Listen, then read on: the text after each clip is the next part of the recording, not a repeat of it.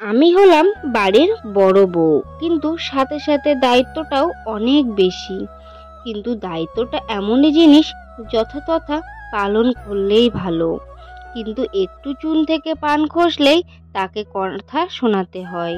শ্বশুর বাড়িতে ততদিন তুমি ভালো থাকতে পারবে যতদিন তুমি সবার কথা মতো শুনবে, কথা মতো চলবে। আর যখনই তুমি তাদের 100টা কথার একটা জবাব দেবে, তখনই তুমি তাদের কাছে খারাপ হয়ে যাবে। বিয়ে করে শ্বশুর বাড়িতে আসতে না আসতেই দায়িত্ব কিন্তু তাকে চাপিয়ে দেওয়া হয়। কিন্তু এতটুকু তারা বুঝতে পারে না, দায়িত্ব শুধু চাপিয়ে দিলেই হয় না। আস্তে আস্তে সেই মেয়েটা অবশ্যই দায়িত্ব নিতে শিখে যায়। দায়িত্ব নেবার জন্য তো একটু সময়ের প্রয়োজন হয়, টাইমের দরকার হয়। আসলে মেয়েদের জীবনটা এমনই হয়, মানিয়ে নিতে নিতে আর মেনে নিতে নিতে জীবন হয়ে যায় শেষ, কিন্তু কারোর মনের মতো হয়ে ওঠা যায় না। আমি যে কথাগুলো বললাম, তোমাদের কাদের কাদের আমার সাথে মনের মিল আছে জানিও তো। আর যদি আমি কিছু ভুল বলে থাকি সেটাও আমাকে জানিও।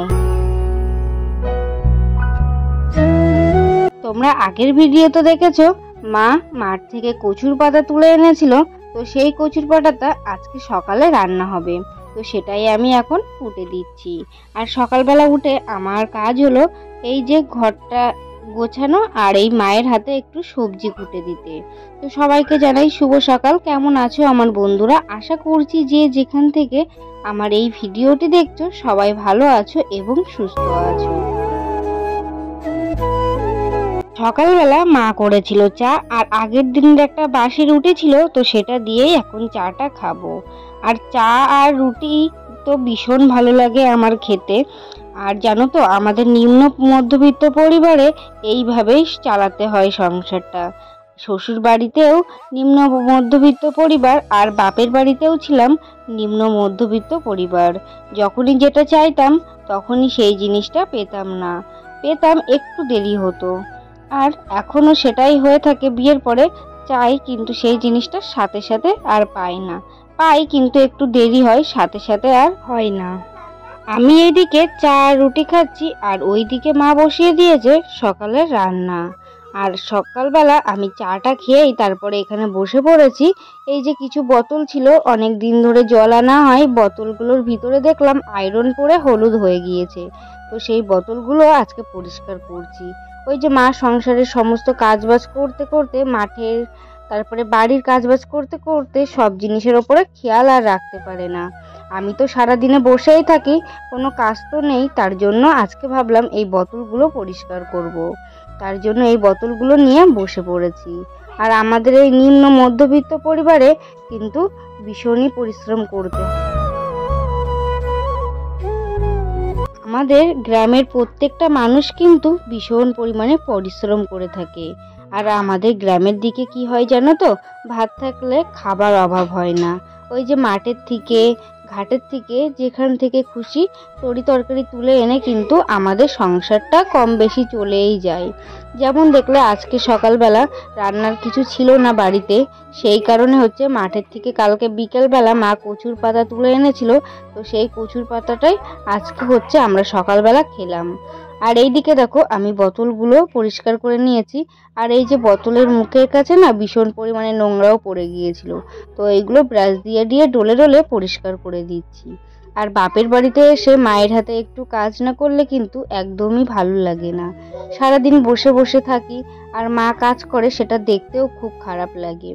আর যখনই ভাবছি যে এইবার বাড়ি যাব, একটু সুস্থ মনে হচ্ছে, তখনই শরীরটা আবার ভীষণ করে খারাপ হয়ে যাচ্ছে।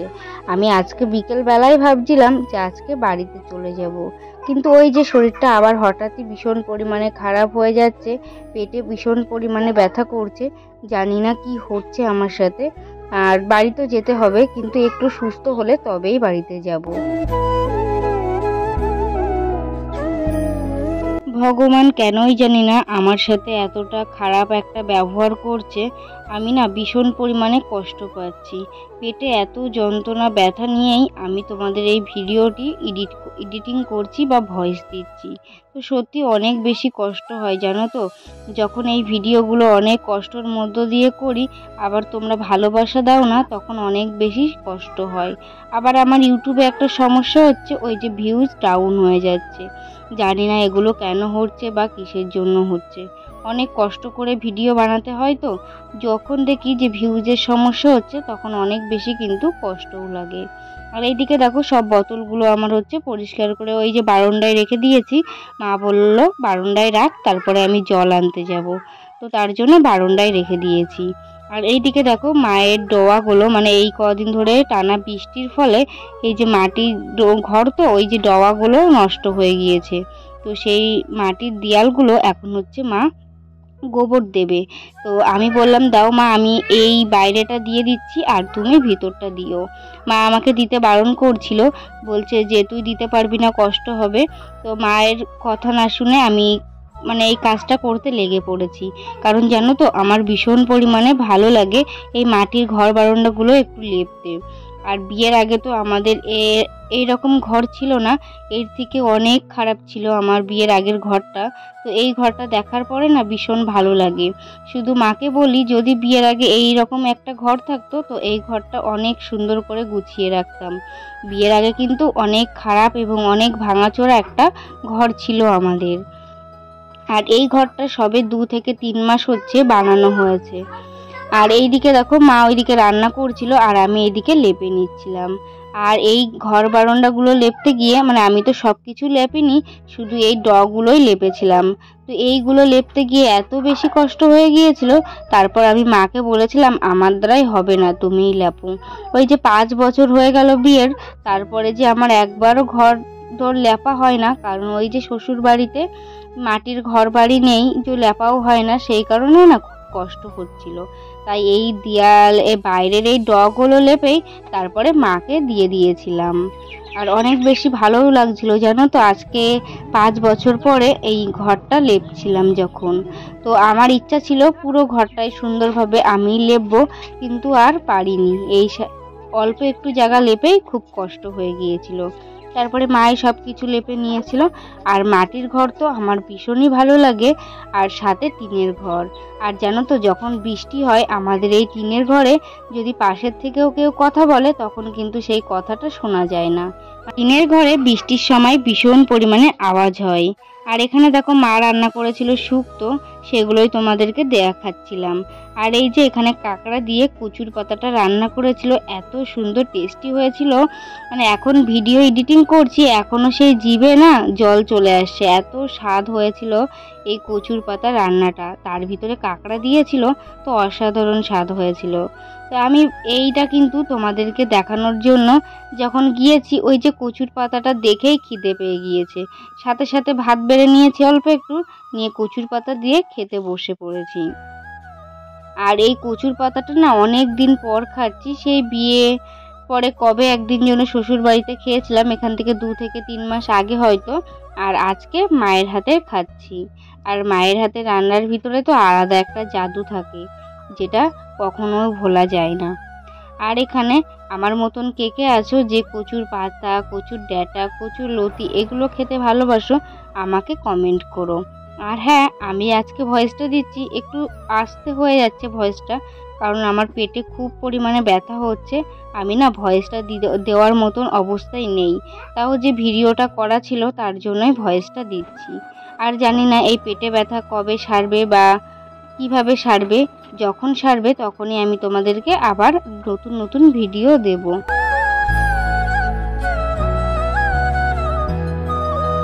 আর এইদিকে দেখো বোন ঘুম থেকে উঠে পড়েছে, উঠে ও চলে গিয়েছে, আর আমি এইদিকে বিছানাটা তুলে নিচ্ছি। ও না একদিনও এই বিছানাটা তোলে না, হয়তো আমি তুলি না হলে মা তোলে। আর এই কাজটা যেন তো আমার একদমই ভালো লাগে না। শ্বশুর বাড়িতেও ঠিক যখন বিছানাটা তুলি না অনেক বেশি খারাপ লাগে, একদমই ভালো লাগে না। আর এই বাপের বাড়িতে এসে সেই কাজটা আমার পিছু যেন ছাড়ছে না। তো কি আর করা যাবে, সুন্দরভাবে ঘর বাড়িগুলো গুছিয়ে নিচ্ছি। গুছিয়ে তারপরে অন্য যে কাজগুলো আছে সেগুলোই করব। তো বন্ধুরা, তোমরা এখনো পর্যন্ত যারা আমার ভিডিওটি দেখছো, যদি ভিডিওটি কোথাও ভালো লেগে থাকে তাহলে একটা লাইক, কমেন্ট এবং চ্যানেলটা সাবস্ক্রাইব করে দিও এবং আমার পাশে থেকো, কারণ তোমাদের পাশে থাকাটা জানো তো আমার ভীষণ পরিমাণে প্রয়োজন। তোমরা পাশে না থাকলে আমি জীবনে কখনো কিছু করতে পারবো না। আর যতটুকু করেছি সব কিছুই কিন্তু তোমাদের ভালোবাসায় করেছি। আর এইদিকে আমার বিছানাটাও তোলা হয়ে গিয়েছে। এবার বিছানাটা সুন্দর করে ঝাড়ু দিয়ে তারপরে রেখে দিচ্ছি। এই যে সারাদিনে কতবার করে যে বিছানাটা গোছাতে হয় তার কোনো ধারণাই নেই, কারণ সোনা বাবা যেহেতু ছোট, ও হট করে এসেই এই ঘরের মধ্যে ঢুকে বিছানাটা গুলিয়ে আবার লেবে যায়। তো সারাদিনে প্রচুরবার এই বেডশিটটা আমার ঠিক করতে হয়। আর এইদিকে দেখো বেডশিট গোছানোও কমপ্লিট। আর এইদিকে মশারিটা একটু নোংরা হয়েছিল, তো তার কারণে মশারিটা খুলে দিয়েছি। মা এটা এখন কেচে দেবে, তো এটা বাইরে রেখে দিই, মা কেচে দেবে মার যখন সময় হবে। চলো আজকে যারা কমেন্ট করেছে তাদের নামগুলো নিয়ে নিই। কমেন্ট করেছে কংগ্রাচুলেশন ক্লাইম লোপাট, বিশ্বজিৎ দাস ও মিষ্টি রয়। তো অসংখ্য ধন্যবাদ তোমাদের সবাইকে আমার ভিডিওতে এসে কমেন্ট করার জন্য। আর এখানে দেখো আজকে একটু রোদ বার করেছে, যার কারণে ওই যে পা মোছারগুলো ওখানে নেড়ে দিয়েছি। তো বন্ধুরা, এদিকে দেখো মা পুরো ঘরটা সব লেপে নিয়েছে। এদিকে বারান্দা, ঘর আর এই ঘরটা, দুটো ঘর বারান্দা সব লেপে নিয়েছে। আর আমি শুধু ডগুলো লেপেছিলাম।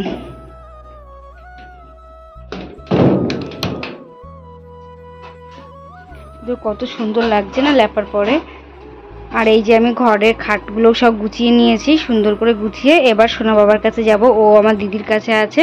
আর এইদিকে আলনাটাও সুন্দর করে গুছিয়ে রেখে দিয়েছি। তো এইভাবে পরিষ্কার পরিচ্ছন্ন করে ঘর বাড়ি সবসময় গুছিয়ে রাখলে না দেখতে বেশ ভালো লাগে।